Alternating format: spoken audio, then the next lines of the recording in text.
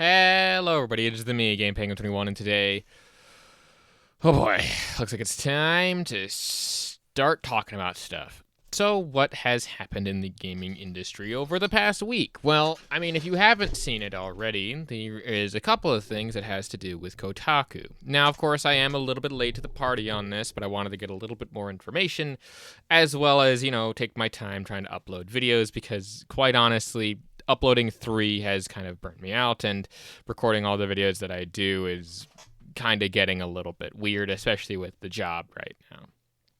But of course, we have to talk about this because there are 2 particular little things involving, well, Grums, but more importantly involving Kotaku. But what happened with Kotaku over the past couple weeks? Well, one has been the parade of never-ending failure, but also not, of Alyssa Mercante being exposed for donating to a very sketchy looking charity, whereas the other one is a just straight up hypocrite of the endorsionist of the staff at Kotaku, I think. But we get a little bit ahead of ourselves. Think what it is that I do. Want to support me in any way, shape, or form. Link down in the description below. I am trying to start also an Instagram, as well as a couple other things. I do stream on Twitch, twitch.tv/GamePenguin21, as well as do art and music and stuff, which my new album might be dropping sometime soon, but I might wait a little bit longer for that to be released. But what actually happened with the people involved here? Well, of course, we have a few main characters this week, some new, some old, but mostly we start ourselves off with good old Grums here, who gives us a breakdown of the situation to the best of his ability. And I have talked about him before, but this is more of just me reporting on the issue here, where he says that Alyssa Mercante Trans Life Charity exposed by Smash JT. Smash JT being the person that was mainly involved in this sort of little bit of a spat. She decided to crash the real haptics screen, or hypnic. I don't know. Another person's stream who Smash JT was actually on, and basically brag about how she donated around $20,000 to charity. I think the actual full amount was nearly $24,000 to $25,000 for this charity involved, but that basically this charity is a little bit sketchy in the sense that they're basically a call center for trans individuals, good on them, but they actually pay their directors a fairly decent or fairly big amount of money, and their money raised and stuff doesn't really make any sense. To just kind of go off of what he said there, a couple of things that he had here. We have this Trans Life Lifeline screenshot here, but that basically has the co-founder and co-executive director, which I believe are not the founders, but they are people that are higher ups on there, as well as the trend of revenue and expenses over the past several years for the organization, as reported from the IRS Form 990. Of course, this is labeled very weirdly, and again, this chart is basically explaining that they have this. I don't think that I got the key correctly, but I'm fairly certain that the blue is their either expenditures with the black being income. I don't know specifically, but of course I will link Smash JT's video in the description below in case you want to go and check out the actual video, just in case to get more information. Because again, I'm really only looking at some of the broader topics here. But of course, she couldn't just sit down and do anything because Smash JT decided to actually make another tweet here talking about how she runs a charity live stream when she looks like this. And essentially, this basically looks about how a modern games journalist, I guess, looks. I still find it very odd how she tries to be relatable and quirky with the, I believe, Razer headphones with the cat ears. Like, lady, how old are you? I mean, if you're older than how I think you are older than, it seems a little bit desperate, not gonna lie, and it doesn't make you look as good. She also is wearing a shirt about Smash JT where Alyssa Mercante DM'd my wife, which why? Like, why? But of course, she had to go on and start to brag even more about this, saying, "Lemafau, they're absolutely losing their minds over us raising $25,000 for trans life, and they still can't make me look bad." Where she then has Kotaku senior stripper, and like, really, you don't even have to try to make you look bad. They really don't. Because not only did they, have the actual charity stuff pulled up, which kind of did make you look a little bit bad, this doesn't make you look good, especially with you, like, tweeting about yourself in this context. Like, saying that you're proud to be Kotaku senior that. And those images, honey. I mean, you look nice, but honey, this just comes off as a bit desperate now, doesn't it? But of course, someone called Vault Killa already kind of did a little bit of my job for me, where he said that he applied for this same position at Kotaku but didn't hear anything. Of course, he's just being sarcastic here, where it's like, it should have been me. Very good memes came out of this kind of abysmal tweet.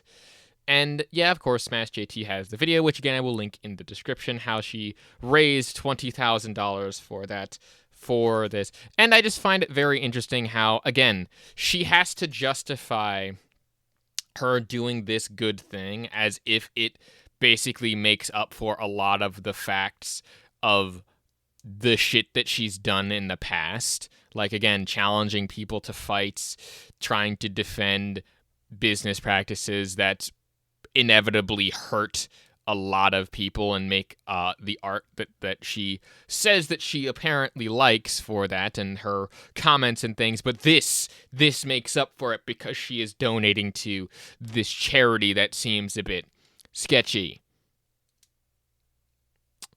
I don't think that I have to explain to you how bad that makes a person look.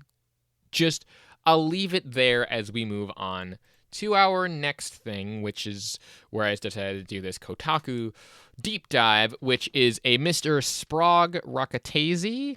I completely fucked that name up, but Mr. Sprague here decided that he would poke a bear today, or not today, but he decided to poke a bear last week. And he basically was talking about how a grifter is anyone willing to run a culture war crusade against people living their lives while profiting from it and producing nothing of tangible substance. In case it's pretending to care. In your case, it's pretending to care about gaming and profiting off your followers. The lady doth protest too much, methinks. I'm gonna let that sit there, marinate in your mind. You see how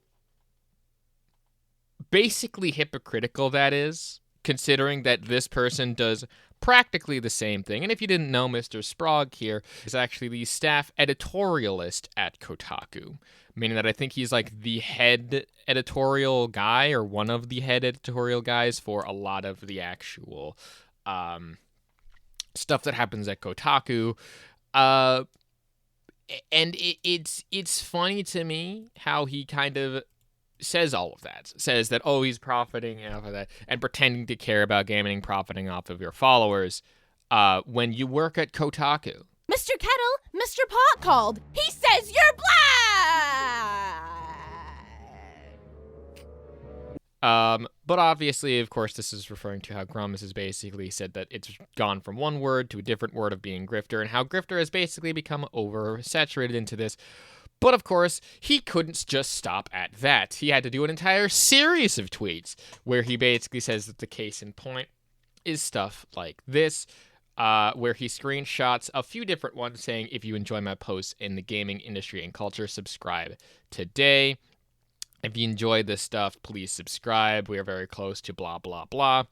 And of course, he also continues to have that. I did want to point this out in a very interesting way, though. For some of these tweets, you might notice that if you enjoy is actually emboldened, meaning that if you enjoyed was actually searched keyword-wise in terms of how you actually find tweets based on those keywords. So, Mr.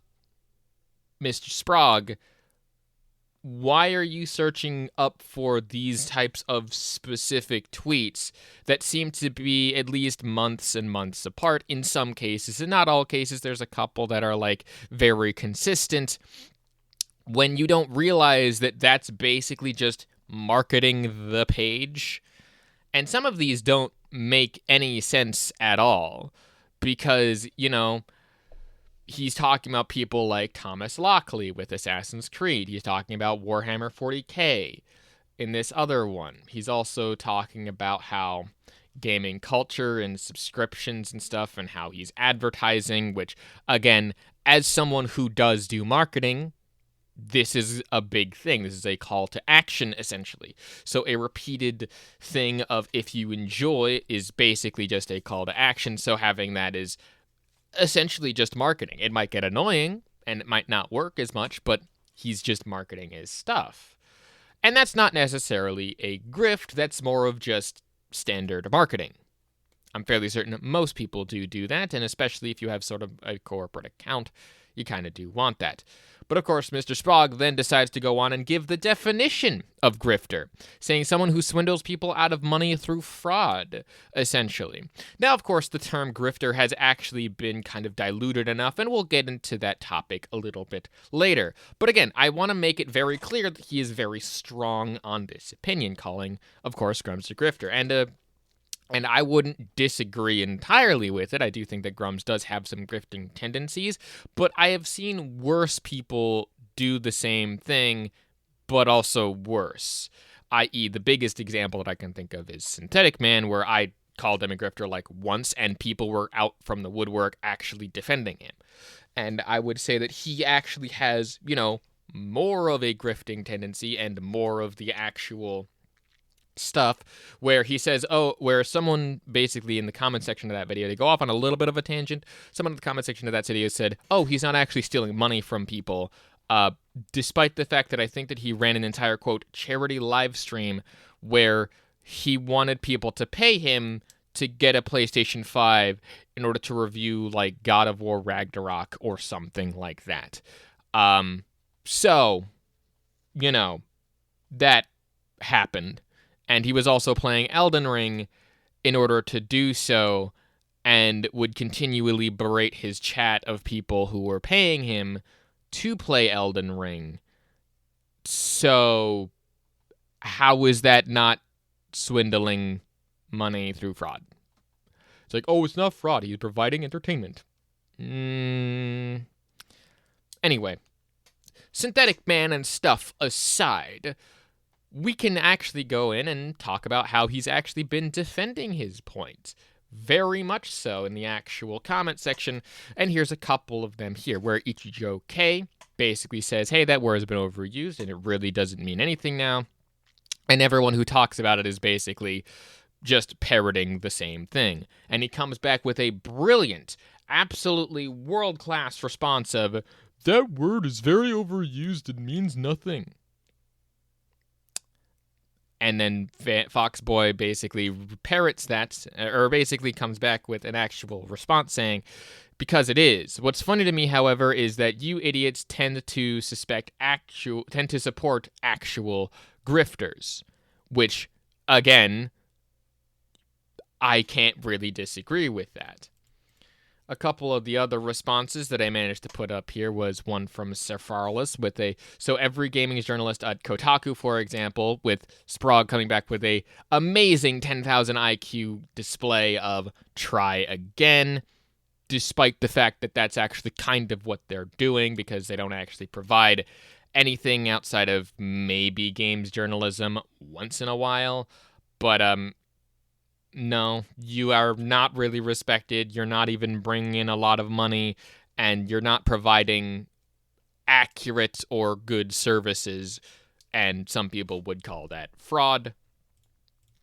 Next up, someone here basically kind of sums this up with Vets Goober Bukoficus. It says, very odd of you to accuse people of speaking out against the crap y'all shovel grifters when what you do for a living is the same thing you are accusing others of doing. Again, I don't really have anything to add to that. I just wanted to point that out as kind of the main through line of this whole section is his whole notion is that he is a grifter. Grums is a grifter. But not realizing that he himself is a grifter by that same definition, because he doesn't provide anything, and some people would call that fraud. But of course, other people were talking about how things like F off Kotaku scumbag, where he retweeted it, with the Animal Crossing this stage. I'm going to have to censor this, and I'm going to have to censor it out a little bit in the video, but you can kind of tell what this is supposed to be. And someone else coming back with that whole issue. But obviously, I think I've talked your ear off about that enough, but I just wanted to talk about a couple of little saltier topics about the tail end of this video, just to give you a little bit of that salty goodness for this week, because I might end up talking about something else. Where Nicola comes over here with, according to sources, the Order of Warden Bros is looking for options to sell, which I think this person was talking about options to sell specifically to Xbox. It says, only you guys can cringe graphics in 5 minutes after a rumor like this is out. And I didn't get the actual graphics, but it was something having to do with Warner Brothers and Xbox. Didn't think that it was too important because we're just kind of blasting through this. But Nicola also comes back with another one saying, I can understand Jazz's reaction if this was the first time a dev openly admitted that the juice isn't worth the squeeze on Xbox, but it's not. It's a effing pattern we are talking about now, where he basically just says that Phantom Blade Zero has nothing to do or doesn't have anything or doesn't seem to have an Xbox port coming, where it's like, that's just one asshole dev, and it's like, blah, blah, blah. But the whole thing with this situation, to kind of sum it up again very, very quickly, is that this was just one dev, and the original developers and the publishers and the people like that said, hey, that one dev doesn't actually apply to the majority of what we were talking about here. We don't have a specific date for a Xbox port. It's not seemingly worth it, but he doesn't provide into our values and stuff. I don't think that they specifically said that. They basically said that the dev does not repeat the core values of the actual thing. They would like it to be on all platforms, but I don't know, maybe not. And then, and as a final just sad bit of news, Game Informer has now been shut down. Whamp, whamp. And I just wanted to pour one out for the good old Game Informer being shut down after 33 years of news, reviews, and stuff, because the Game Informer to me was the actual, real, correct, and appropriate gaming news journalism site and gaming news journalism magazine, because they actually did do journalism apart from people today like Kotaku. But yeah, in the end, that's the basics of the gaming news and what I wanted to talk about, at least for this Tuesday video. If you like what it is that I do, want to support me in any way, shape, or form, links down to everything in the description below. I do stream on Twitch, twitch.tv/GamePenguin21. I do make music, Bandcamp. Check that in the description. You can use it in whatever you want. If you want to throw me a couple freckles, absolutely. I do have a Patreon, but there really is nothing to it there, so if you want to throw something there, go ahead and do it. If you want to support me in any other way, shape, or form, links down to everything in the description below. I am starting an Instagram, blah, blah, blah, blah, blah. Shilling bit over. In any case, my name is GamePenguin21. Again, thank you so much for watching. Like, comment, favorite, and subscribe, like always. And a peace off. Hey man, can I get a favor? Yeah, sure, I know, see you later. Sometimes I just wanna be a hater. Gotta wash down the top 40s with a chaser. Your voice starts feeling like a waiter. Scraping my mind against a cheese grater. Before you go, sir, you have to sign a waiver. That's alright, I'm aware of the danger. You wanna get away? You better get in line. Won't go another day of wasting any time. I've got